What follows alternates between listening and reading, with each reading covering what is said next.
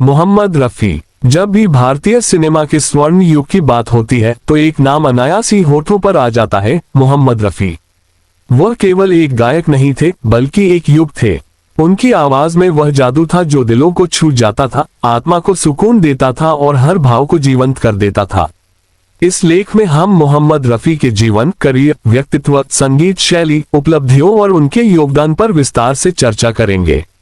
मोहम्मद रफी का जन्म 24 दिसंबर 1924 को पंजाब के कोटला सुल्तान सिंह नामक गांव में हुआ था, जो अब पाकिस्तान में स्थित है। उनके पिता का नाम हाजी अली मोहम्मद था। रफी साहब का बचपन लाहौर में बीता।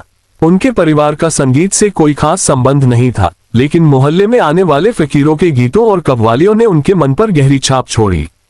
रफी को बचपन से ही गाने का शौक था।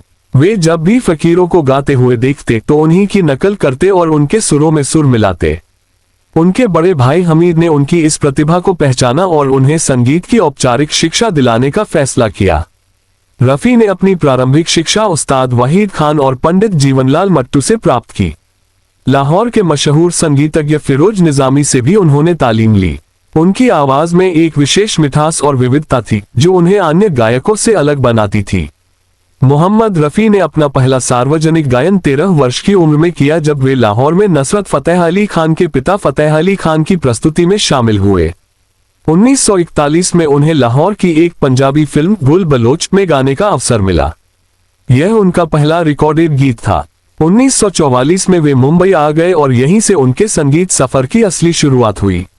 यहाँ संगीतकार नौशाद अली ने उनकी प्रतिभा को पहचाना और उन्हें फिल्म पहले आप 1944 में गाने का अवसर दिया। 1940 के दशक के उत्तरार्ध और 1950 के दशक में रफी का करियर परवान चढ़ा।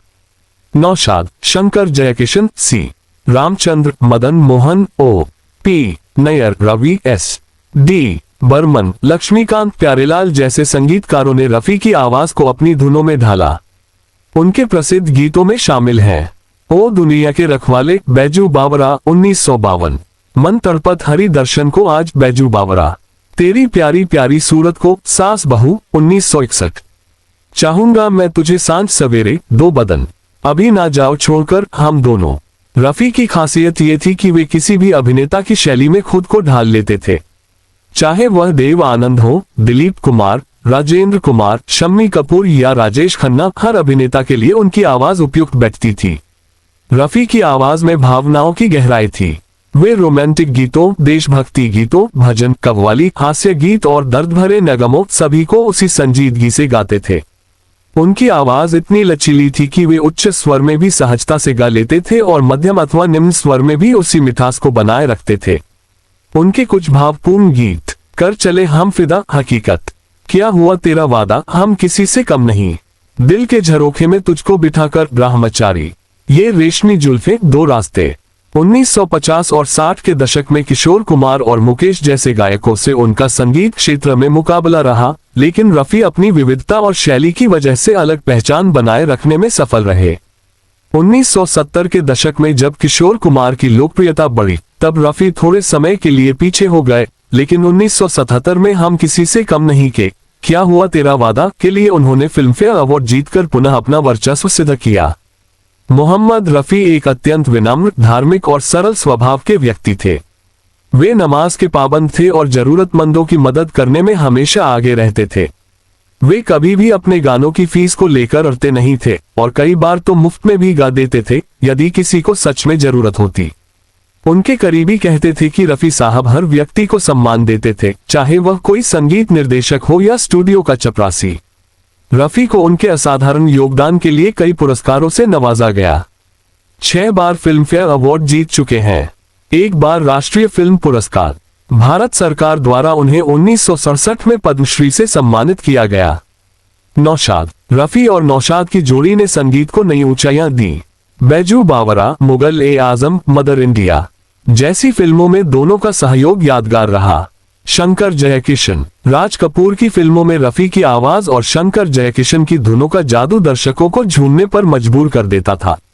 आनंद मठ, जंगली, अनाड़ी के गीतों में ये जादू देखा जा सकता है। O P Nayyar, O P Nayyar के रफी के साथ सजीव, जोशीले और मस्ती से भरपूर गीतों की फहरिस्त लंबी है, जैसे नया दौर, कैसी ये प्यार की उलझन। रफी की आवाज को सबसे ज्यादा इस्तेमाल करने वाले अभिनेता रहे शम्मी कपूर, यहू चाहे कोई मुझे जंगली कहे। रफी की आवाज ने शम्मी कपूर को स्टार बना दिया। राजेंद्र कुमार, यहाँ बदला वफा का बेवफाई के सिवा क्या है, जैसे गीतों ने उनकी छवि को मजबूत किया। दिलीप कुमार, रफी की भावनात्मक गहराई दिलीप कुमार के अभिनय के साथ अद्भुत तालमेल बिठाती थी। जॉनी वॉकर, हास्य गीतों में रफी ने जॉनी वॉकर की शैली में आवाज डालकर उन्हें लोकप्रिय बनाया।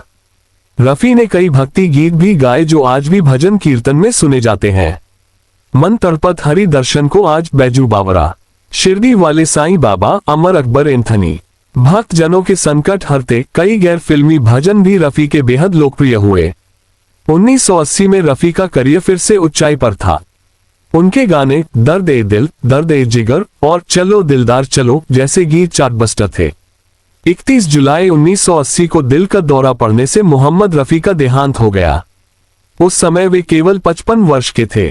उनकी अंतिम यात्रा में लगभग 10,000 से अधिक लोग शामिल हुए और रेडियो व दूरदर्शन ने पूरे दिन उनका संगीत बजाकर श्रद्धांजलि दी। आज भी रफी की आवाज देश विदेश में गूंजती है। उनकी आवाज समय से परे है, वह आज भी उतनी ही ताजा और प्रभावशाली लगती है जितनी उनके जीवन काल में थी। युवा गायकों के लिए वे प्रेरणा है और श्रोताओं के लिए सुकून का नाम। उनके नाम पर कई संगीत पुरस्कार, संगीत अकादमियां और श्रद्धांजलि कार्यक्रम चलते हैं। मोहम्मद रफी सिर्फ एक गायक नहीं बल्कि एक युग थे जिन्होंने भारतीय संगीत को समृद्ध किया। उनकी आवाज ने भावनाओं को भाषा दी और उनके गीत आज भी करोड़ों दिलों में गूंजते हैं।